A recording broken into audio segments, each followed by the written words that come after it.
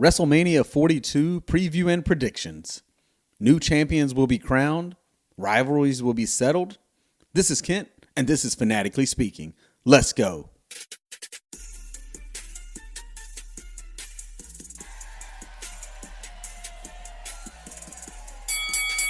All right, what's up, everybody? It is that time. We're almost there. We are a week away from WrestleMania 42.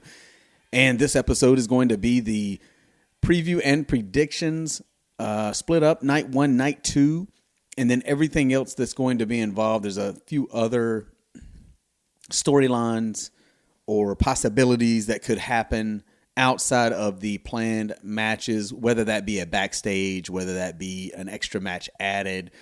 And then I just want to get into very quickly in this episode about the stars that are at the moment missing WrestleMania, and was that the right call on who got in and who got left out.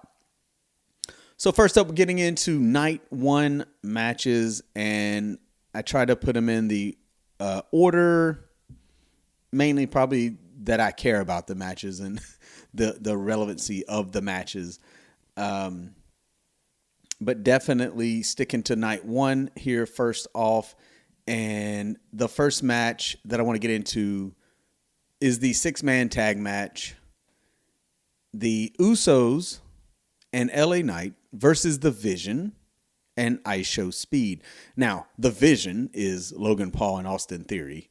So it's the Vision, the newest members of the Vision that were added late, that were added after some injuries, storyline shifts, everything changed, and these are the guys we get. And that's what we've been left with The Vision. And so this is that typical WrestleMania celebrity involvement match. And when I say involvement, I mean involvement as in the match. We've seen this before many times. And I always wonder about the wrestlers that are involved in this match with the celebrity. And ISO Speed, you know, he earned, I don't know if he earned his spot, but obviously taking the spear from Braun Breaker in the Royal Rumble a year or so ago, obviously caught attention. He is obviously popular on the internet and social media, and he is an influencer, streamer, whatever you want to call him. And the youth, they definitely know who he is and love him. So you're getting eyeballs there. This is business. This is WrestleMania business. This is, let's get eyeballs on the product, on WrestleMania, the biggest weekend of the year for the company, for the business. Now, the Vision being involved with ISO Speed, I get. The Usos and LA Knight being involved in this match, I don't get. The Usos were in a very, very short, I guess you could say short. It seems like everybody's always involved with the Vision, but with this Vision and this tag team, they lost the tag titles to Logan Paul and Theory. And then somehow LA Knight started helping them out, and he's always had issues with the Vision, but not really this Vision. It was Braun Breaker and Bronson Reed. So, because of injuries to Braun Breaker and Bronson Reed, we get a thrown together match. And you got to feel for LA Knight and Jey Uso especially. Jey Uso was, a year removed from being crowned the World Heavyweight Champion at WrestleMania, beating Gunther. And throughout the year, They slowly pulled away that main event label to Jey Uso, where he was helping Roman, and then he was with Jimmy again, and then he was, by himself. Then he had another shot at the title, and then he was going through a roller coaster of emotions and character changes, and he was serious Jey Uso, and then he was back to being main event Jey Uso, fun-loving Jey Uso, and then he got serious again when it came to Roman and Punk. And then they threw him back in the tag team with his brother, Jimmy, and they thought all is well because he's tag team champion again. But he was the world heavyweight champion. And that was eventually taken away. And he has now been, downgraded to the main event scene, to doing matches with ISHO Speed in a 6-man tag. Now, the same for LA Knight. I always talk about when is he going to get that push, when he's going to get that title run or match or main event, what, and we were wondering what was going to be for LA Knight at Mania, and he gets thrown into this match as well. So again, what it does is you get multiple guys in one match, and they all get to be on Mania, and you get the celebrity in ISHO Speed.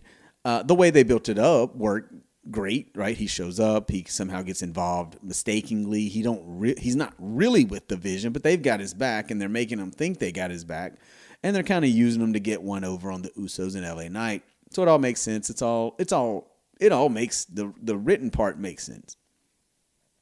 But again, I feel for LA Knight, Jey Uso in this match, because again, they got moved to this type of match for WrestleMania. Now, again, they are at least at WrestleMania, unlike another guy who I put in that same category with LAJ, and that's Damian Priest. And, he is the champion. He is tag team champion with R-Truth, and it is a comedic one, and we all know how that happens as well. But as far as this match and picking it, it's pretty easy for me. I don't think the Usos and LA Knight agree to do this match. They got to go over. They got to look good. There'll be some spots with ISHO Speed. He will show his athleticism. Logan Paul, of course, is a star. And Austin Theory is just thrown in again to a stable, to a whatever you want to call it. He still doesn't move the needle for me. So this match, again, is the lesser of the matches, obviously, on this night. And I'm taking the Usos and LA Knight to win this one. You get the baby faces go over, and then we see what happens from there. The next match getting into is the WWE Women's Tag Title 4-way match. The current champions, Nia Jax and Lash Legend, they are going up against Charlotte Flair and Alexa Bliss, Bayley and Lyra Valkyrie, and the Bella Twins. Any team could steal this match, but I don't see a reason to take the titles off of Lash and Nia at the moment. Nothing would surprise me here. Creative could do what they've kind of been doing with a lot of these matches and build up, is flip a coin and go with whatever they, throw a dart, as I said,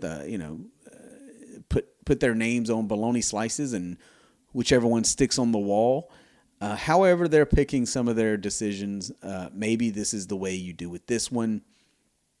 The Bellas just being back, I don't really think they're in title run territory.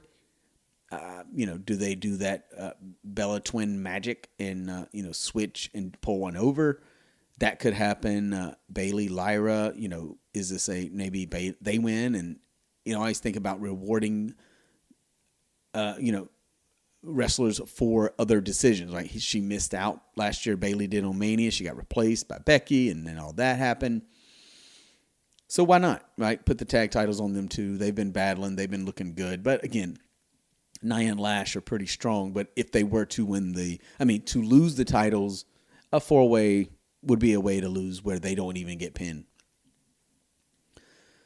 And with this match, though, we do have things up in the air. The Bellas, especially Nikki, with a hurt ankle, she hurt on Raw a few weeks back. The rumor is she might not be able to compete. And it's going to be as we call game time decisions. And if that is the case, who replaces the Bellas in this match? And why would that not surprise me as well? Again, injuries and thrown together Mania. The Kabuki Warriors are out there. They've got nothing going on. They didn't get slotted for Mania. Julia and Kiana James is the word that I read. And this would just be another opportunity going to Julia. And as I shake my head at that, but she is the Women's United States Champion and currently not on the card. So 2 years in a row, talked about that before. Not on the card. Kiana James not on the card. And, if they're in the match, I guess there's good spots. But, who do you put if the Bellas can't go? Kabuki Warriors, they've kind of earned it. They are an actual tag team, and they have actually been involved in a lot of these storylines throughout the year. So I would put them in place. But, again, I'm picking Nia Lash to stay strong and hold these titles. And I know titles have been switching like crazy the last month or so.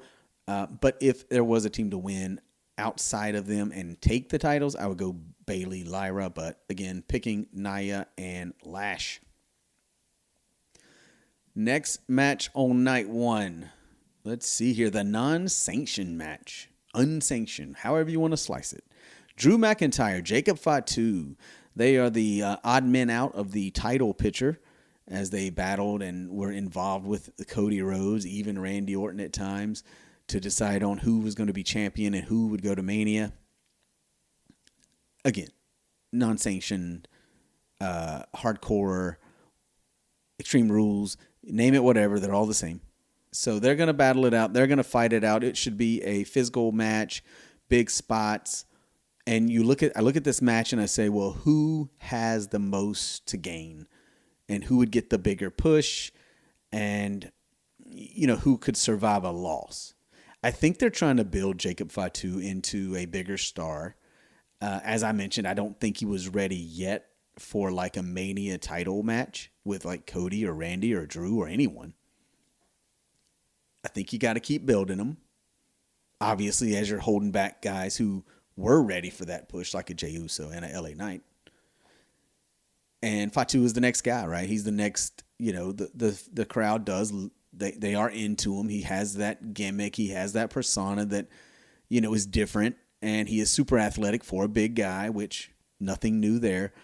In this match, though, I really look and say, again, who could survive the loss? Who could survive it?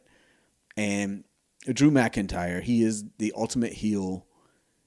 He has this thing going again where he loses and blames others. And I could see that happening here, that Fatu gets it. And maybe we get some sort of, solution to, who attacked Jacob Fatu here. I don't know if we get to know about it here at Mania, but, Drew's been getting the upper hand. He embarrassed, Fatu on SmackDown with the handcuffs and obviously, berating him and degrading him as, having gone to prison. So I am taking Jacob Fatu, the Samoan Werewolf, in this match. Again, I think he has the most to gain, and it will just help his push. And Drew can just keep on, being the crying, sore loser heel that he is at the moment. And again, he can bounce back and still look strong. So, next match, going with Gunther and Seth Rollins, the again ultimate thrown together match. We will be waiting to find out the favor owed to Gunther from Paul Heyman for helping him out in this situation when Heyman is down men to go against Seth Rollins, which is kind of weird because he kind of does have two guys. He has Logan Paul and Austin Theory, but they just said, the heck with you, Paul. We got to deal with the Usos and ISO Speed and LA Knight instead of helping you, even though we know Braun and Bronson are out. Yeah, so that doesn't make sense. But hey, here's where we're at. We get Gunther, Seth Rollins. Getting this match, even though the rumor is that Braun Breaker is actually cleared. And Rey Mysterio is obviously cleared because we talked about how that was a possibility, but he was injured. But now he's not injured because he's in a 6-pack ladder match. And we could get into that with Rey and later on. But if Braun is cleared, there's two questions, right? Does Braun come back at Mania or is it the Raw after? I don't know that either one of these guys lose this match clean. So if that's going to be the case, then you got to go the heel. And then I'm going Gunther in this match because I expect some sort of interference by Braun Breaker. I think if they saved him, they got to use him. If he didn't get in the match, then he's got to, interfere to, pour gas on this, this feud with Seth Rollins. That was the original plan. And again, the scramble, the thrown together matches, they had to find something for Gunther. I don't know how you go through the retirement matches that he did and then not have anything. And even if they did have Rey Mysterio, you got to have that in. You got to have a plan in place. And if he changes his mind, then he changes his mind. But still. So I can't see either losing clean. As I said, Seth is on fire since coming back. He is a huge babyface. Gunther retiring everyone. He has lost the last 2 Mania. He's losing to Sami Zayn and Jey Uso. I can't see him losing again. It has to be, Braun Breaker interfering. I think the only question is, does Braun Breaker, and I really hope he doesn't, come back in a black hoodie and mask or just anything like that. No mask.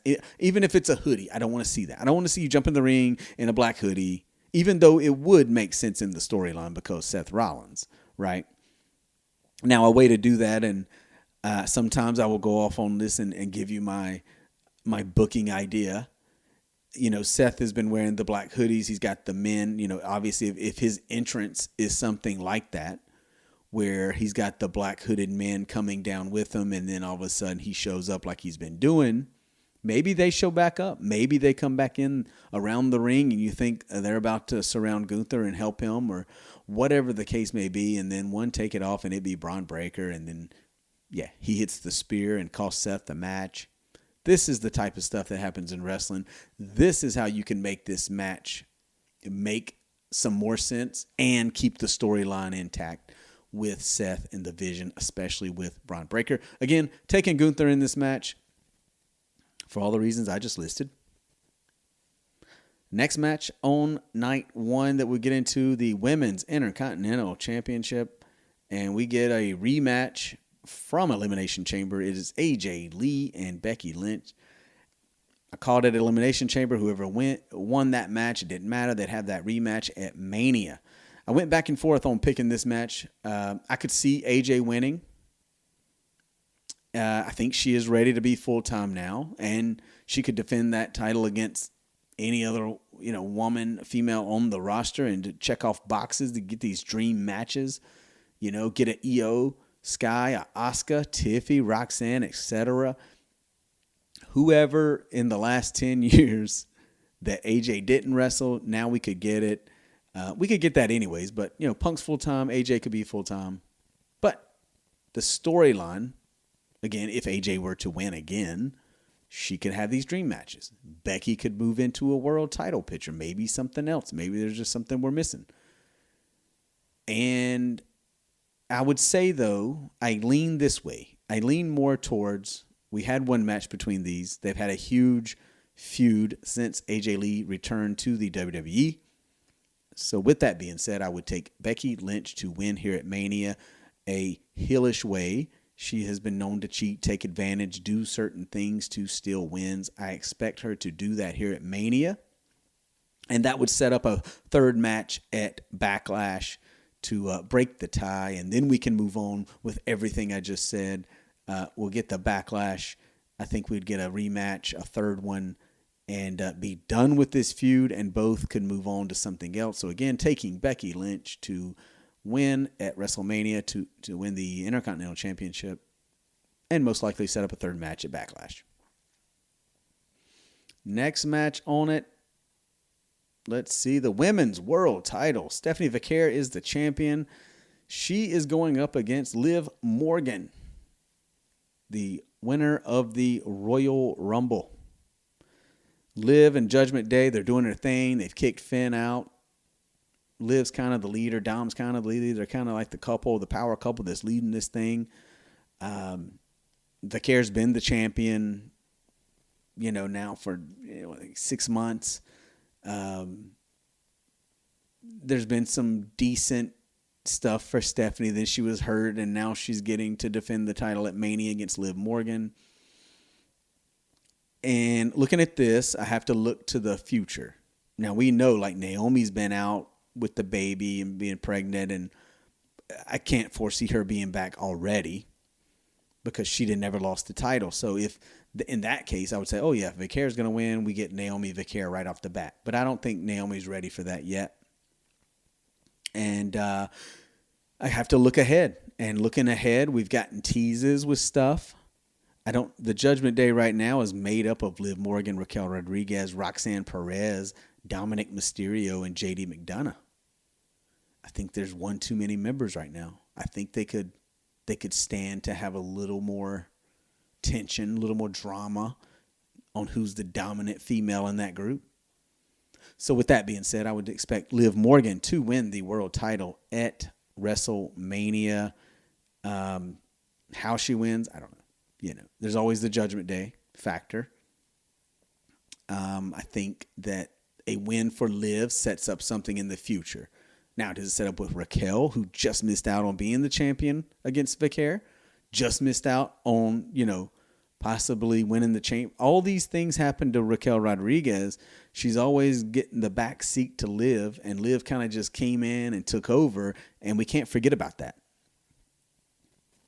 While Liv was out, Raquel ran it, and Roxanne was right there, and they were the champs. And then Liv kind of moved right back in and again, got the spot and kind of pushed Raquel to the side. So I think Liv wins the match. She wins the title, and then start looking for, something with Raquel Rodriguez or Roxanne Perez after that.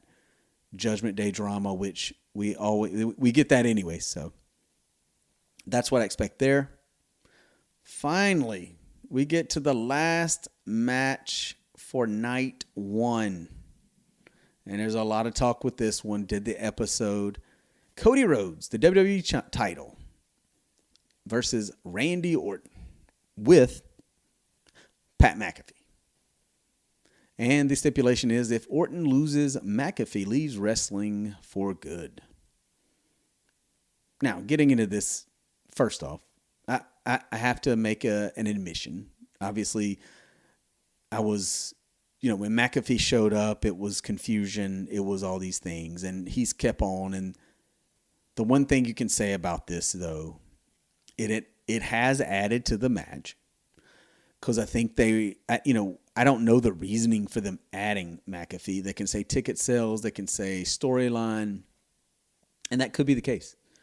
I don't think you needed it. First off, with Cody and Randy. But Randy wasn't getting the heat as a heel. He turned heel. They were still cheering him. The crowd was loving him. And then Cody was getting booed because he was getting that Cena treatment as you're always the champ. You're always the babyface. So with McAfee and all this, it has added to the match because now, again, eyeballs, ears, viewership. That's what you get. He's getting that real wrestling heel heat because people don't like it, one. And then now they don't like him. So every time he's out there, every time he talks, every time something happens with him, you genuinely hate that he's a part of this match and a part of what's going on here. And like I said, it has switched those boos of Cody to cheers and the vice versa for Randy Orton because McAfee is attached to him. So right now we're staying off that, that Jelly Roll will be a part of this match. And I hope that Jelly Roll is not a part of this match. I don't want him in a corner. We don't need this. We already have Pat McAfee. So I don't want Jelly Roll in Cody's corner. Again, this rivalry, the history that these two have, I don't think needed any of this. But again, I'll give credit that it is doing a couple of things for the match. But again, Cody, Randy, Triple H running things. I mean, they've been in wrestling long enough. They should know how to fix things. They should know how to make things work without adding just any, call McAfee what you want, an announcer, a celebrity, and obviously Jelly Roll. But you don't need these guys involved to make these two have a title match main event at WrestleMania.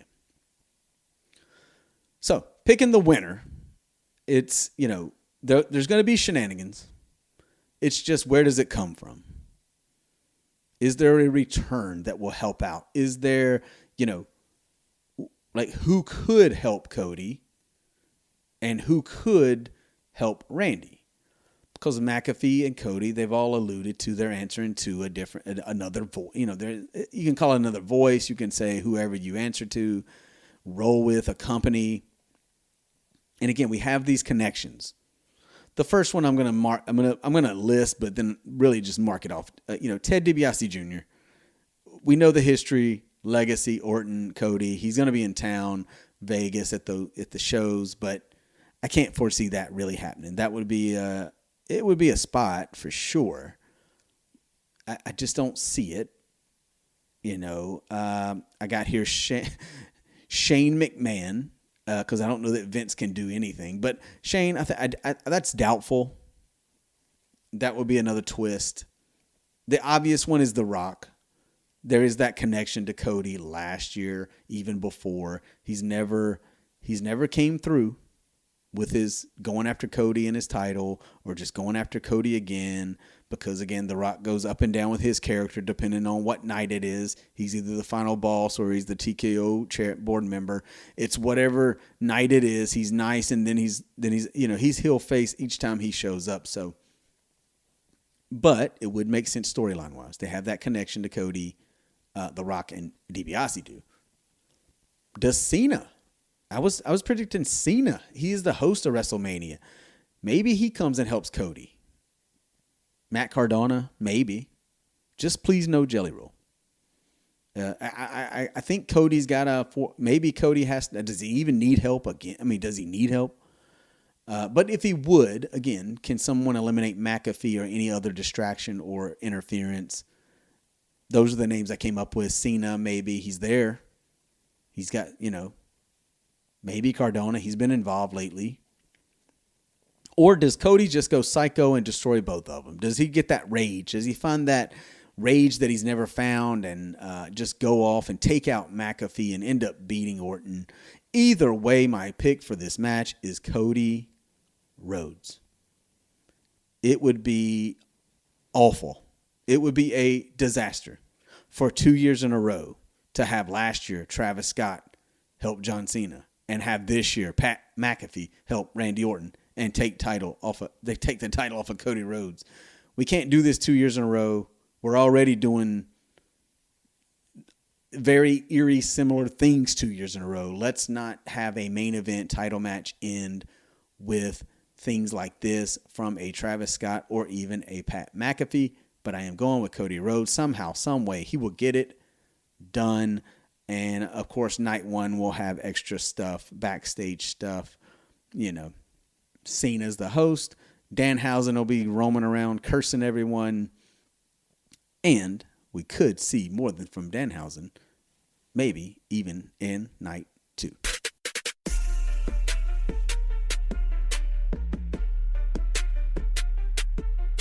All right, so on to night two of WrestleMania 42. And I'm just going to get into the matches. I think there could be extra matches on night two rather than night one. They always allow a little more time. Never know how things go. I'll get into that in a minute. I mentioned it earlier. It could it be Danhausen? But first up, I want to get into, again, I go in the order of my of relevance and how I feel about them. So night two. Going to start with the Intercontinental title, the six-pack ladder match that was thrown out of nowhere. Had no real rivalry, no real storyline going for Penta. So they say, hey, random guys, let's have a ladder match. And then once everybody realized that it didn't matter about really anybody in the ladder match, then they added Rey Mysterio to the ladder match. And as I pointed out, then I still don't care about this. And I hate to be so negative. It's going to be exciting. It's a ladder match. It's for the Intercontinental Championship. It's been done before. And again, it is a way to get multiple guys, wrestlers, superstars in a match at WrestleMania. So Penta is the champion. And as I mentioned, Rey Mysterio is in this match. Obviously not injured, where he couldn't take on Gunther, but he is good for a ladder match. At 51 years old, we also getting Rusev, Dragon Lee, Javon Evans, and J.D. McDonough. So the third man out of Judgment Day is going to get the IC title match. But anyways, so winning this match, does McDonough somehow shock the world and win and set up something with a Finn and a Dom, or just Finn, or however that works out with Judgment Day. It's all connected, right? Javon Evans, not quite sure. He's going to excite. I don't know if, he's really young. So I don't know about throwing the title on him. And the fact that it was just a match that was put together. I mean, you're going to get some good spots. Hell, I mean, like I said, I get it. You want to get all these guys on Mania, but if you gave us Penta and Rey Mysterio, I mean, think about the excitement that would be. I mean, just a one-on-one, but again, I know they want to throw guys. I know they want to throw people in matches. The more the merrier at Mania. But it was, as I mentioned, just thrown together. But so who's going to win this match? Yeah, not Dragon Lee. I mentioned why McDonough could win. I don't think Javon Evans is quite ready for a title. Rusev, they've really not made any movement for him to have a title. I think he's there to throw a bone to say, hey, you're at WrestleMania. Mysterio, I don't see it either. But you never know. If I was a betting man again, I'm going Penta to retain, because this match, again, is kind of like those, other matches. It's like when it's thrown together and you're just trying to add people, there could be shockers. We've seen it, like Zack Ryder, formerly Zack Ryder, Matt Cardona winning that. And you've seen it change hands before in these multi-superstar matches. So it could happen, but I'm going Penta to retain. No real reason to take the title off of him. Next match is the United States Championship and our current champion, Sami Zayn. We do know why they put the title on him, and he is slowly turning heel, and he has that character shift, that gimmick shift finally. And, he's going against Trick Williams, the up-and-comer who's been up from NXT and just really been popularity growing and growing each week, each time he performs, each time he's on the mic, each time he's in the ring. He'll be out there with Lil Yachty, another celebrity. So I don't know how many celebrities. I think, did they just say, hey, we need to get as many celebrities as possible to be involved in WrestleMania this year? Now the lone man out. He's getting the Bayley treatment this year. Carmelo Hayes. Looks like he won't even be there. He lost the title, lost the rematch. He's just, I say forgotten about, but this keeps Sammy, it keeps everything in line. Word is they didn't want Trick and Carmelo already, so that's why the shift to Sammy being champ, and then you can get Sammy versus Trick and the whole storyline going as well. My only thing again with this and these other matches is it's thrown together just so quickly. I mean, when you do things weeks before Mania, it feels rushed. It feels just very rapidly, put together, and it's just rough. And it could be even better if started sooner. I know you can't do that for every match, but you would think in a title match, you could get it done a little bit, string it out a little bit. That's my only thing. It was thrown together a little quick. But who do I have winning this match? Again, I mentioned they want Carmelo Hayes, Trick Williams, and I think a loss by Sammy keeps his character going in that dark heel direction where he can, make excuses, cheat to win, whatever he's got to do to completely change from good guy to bad guy. So I'm taking Trick Williams to win the United States Championship. Of course, that will set up Trick and Carmelo and probably still involve Sammy. You maybe get a triple threat after Mania at some point. All right, so next match, the women's WWE title. Current champion Jade Cargill going against Rhea Ripley. Now, Jade's got her hench women, as they call them now, right? Michin and B-Fab. Ooh. I feel a certain way about that, as I've mentioned. I'm not a big fan of either one of them. And yet, here they are, they're involved with the champion. Now, Jade, it works out. Jade definitely she gets some flack as champion, but I really like her as a heel. I think that was the right call. Have her turn heel, be the champion. I don't really care about how many times she's defended it because, again, I can sit here and name other titles that never get defended. So that shouldn't matter. And she obviously is a work in progress in some aspects of the business, on the mic, in the ring. At times she's looked great in the ring, and then at times she doesn't. But, I mean, that's anybody. I think it is what it is. I think she gets more flack than she deserves. She's in the right place. She definitely deserves to be on the main roster. She didn't go to NXT. Obviously, she was working with Bianca and Naomi. They were doing that thing. And again, things happen. Injuries to Bianca, pregnancy to Naomi, I think has shifted what could have been there. So they pivoted to a Rhea Ripley in this match, who is the biggest women's star there is in WWE. So picking the winner here, I think there's really no way. I don't see any way Jade beats Rhea. I think Rhea Ripley wins it. I think Jade beating Io on SmackDown is definitely a way to have her look strong. And then, her losing to Rhea. She does. I mean, there's no, that's not a bad thing if you lose to Rhea Ripley, right?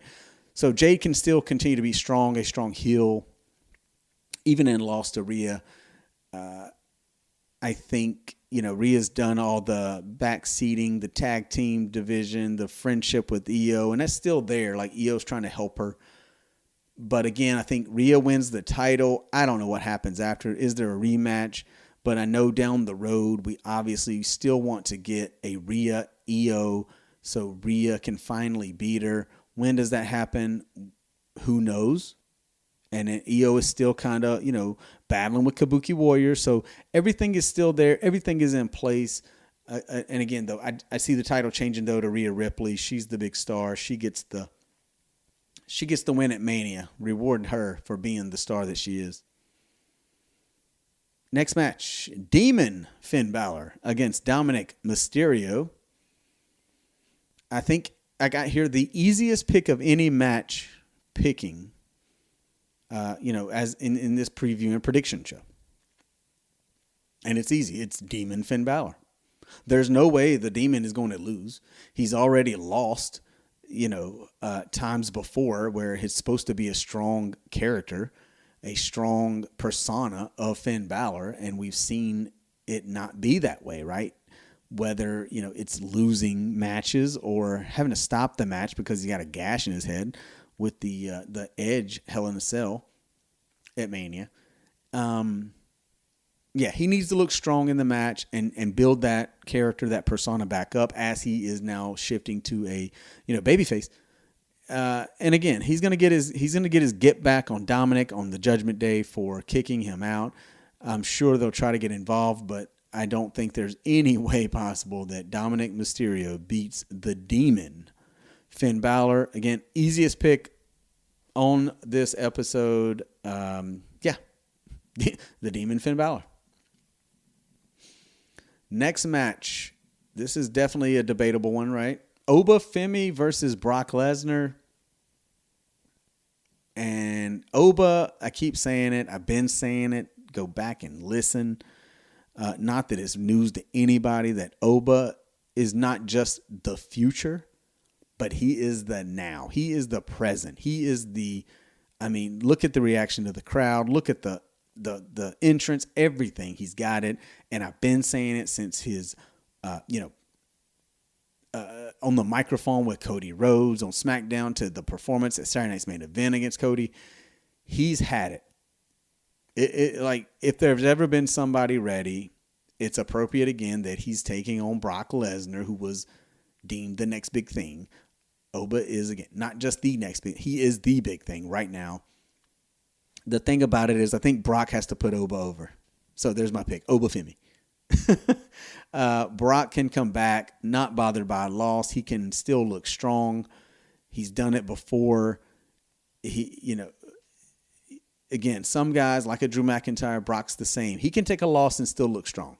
there's no shame in losing to Obafemi, the young, powerful Obafemi. Now, he's been getting the best of Brock. So that makes me you always had to think like, okay, if they're getting the best of him week after week after week after week, then maybe it's the opposite at the actual match. I don't think Oba can take that hit now. I think he's got too much momentum. Again, no shame in either losing to each other, but a win for Brock does nothing for Brock. I mean, he's Brock Lesnar. He's a made man. So a win for Oba puts him right there. Maybe in a title picture, whether that be the WWE title, the World Heavyweight Championship, U.S., Intercontinental. Oba can, again, write his own ticket. He wins this match. What's next for him? He's going to destroy whoever he faces next. I mean, he's going to be right there in the picture. They have to, I think they really, really have to be careful, though, how they build him. Because he's so big and powerful, you don't want him to lose too soon. That first loss for Oba has to be a special, a different kind of one. So, but as for just this match right now, again, like I said, Brock is Brock. Oba has everything to gain. Just is very, very similar to that Drew and Fatu, only that Oba is fresh, brand new out of NXT. But the crowd is so behind him. There's no way Oba can lose this match. I think it's got to be Oba, and that's who I'm taking. All right, the last match on night 2, at least that is listed so far, unless they're added this week, the World Heavyweight Championship. CM Punk versus Roman Reigns. This is a tough one. This is obviously, it has been the biggest high-profile match for this Mania. It was announced before any other one. And you got two of the biggest stars, right? You got Punk and you got Reigns. And they've had great promos. They've had great back and forth and great moments. The Usos have even gotten involved, right? Because they're family. They're part of that bloodline. But how does this match end? Who wins this match? Is it the OTC, who's been deemed like the part-timer? CM Punk, who's been carrying Raw while Roman is away, back and forth. He's been the champ. He took over for Seth after the injury. He was picked. He's back. He's one of the biggest stars in the company. So who wins this match? It's a hard one. It's a really, really hard one to call. Because if Roman takes a loss, where does he go? Where does he go from there? But is Roman ready to be the guy? Can he be the champ and be part-time? And what's next? It's always what's next. CM Punk, he's kind of inserted himself in the same storyline that Cody and McAfee and Orton are in, right? Punk gets on the mics to take shots at The Rock, take shots at TKO, take shots at McAfee. So the same people who could get involved in Cody Orton, they could get involved in this match. And then add some, right? Add the Samoan family, add Roman's family, add any of them. It could be the Usos, it could be Solo, it could be Fatu, it could be any of these guys. It could even be The Rock. Now, mention The Rock for the Cody Orton because it makes sense. He's got a connection to Cody. He can't show up for both of them, right? I mean, he's already been mentioned in this. He has that history with Punk, right? He ended CM Punk's title run, whether you agree with it or not, which I don't, but he did, just so him and Cena could be for the title. He is Roman's family. And if we need a setup for WrestleMania 43 with a guy like The Rock, who's not a full-time wrestler, And he's got at least one more match in him, but he needs to have about a couple matches in him, right? Because there's unfinished business with Cody. And then there's that dream match that we couldn't get because we had to finish Cody's story, which I'm okay with that. And everybody is. But we got to get Rock Roman soon. The Rock's getting older. Roman's days are numbered, as he says. Right? So I think this match makes more sense for The Rock to show up. I don't think you want to see the rest of the family. Now, but as he show up, who's he showing up for? He ain't gonna show up for Punk. I mean, he showed up for Roman. He's already crowned him the tribal chief. He's already, given that to him. But there's still that Rock Roman match that we want to see. And at the moment, WrestleMania 43 is still in Saudi Arabia at the moment. Even if it's not. Even if it's in Los Angeles. Even if it's in New Orleans. We could go ahead and be building for next year and have that excitement for a year. Just like we did before. We've had this before with Cena Rock. So with that being said, I don't know if The Rock... Now, with that being said, I don't know if The Rock is going to interfere or not. I'm just saying that if he did, this would make sense to set up next year.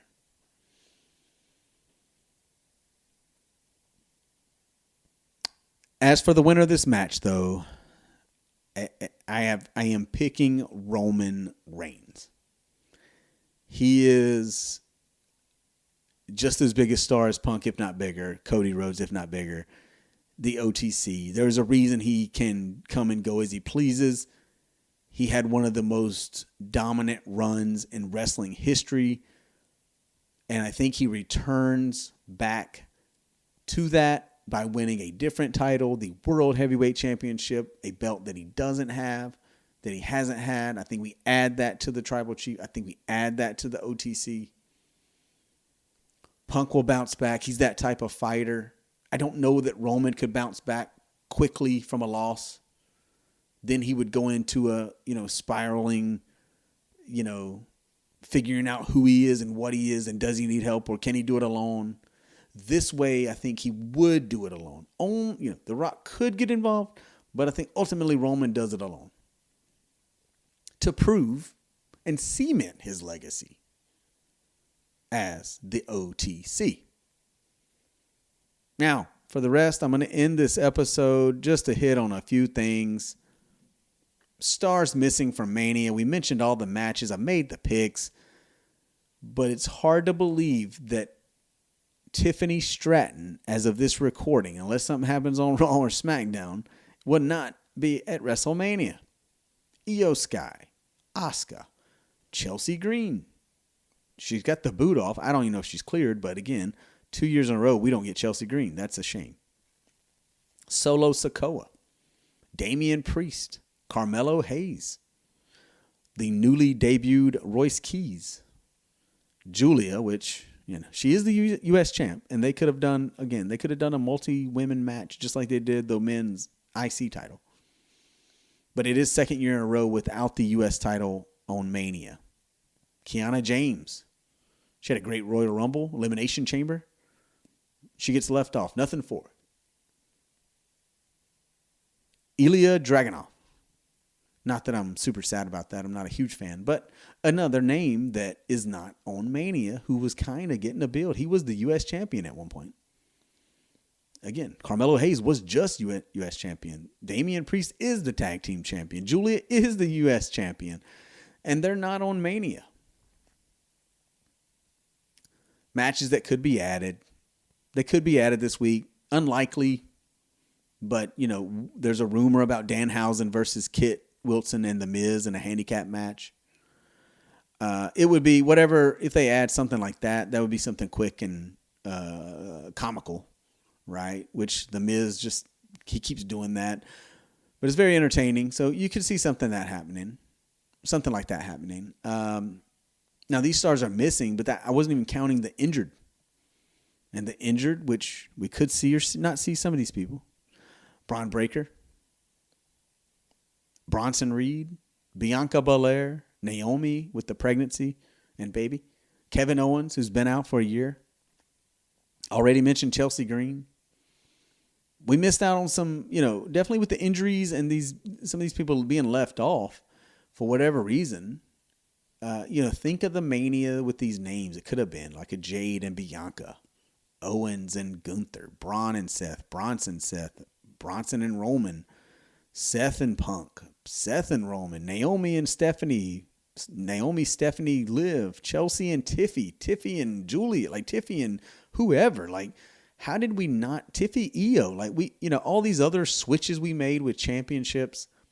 You mean to tell me that one more would have mattered, switching a title? But, oh well, maybe some of these names will show up. Maybe something else will happen.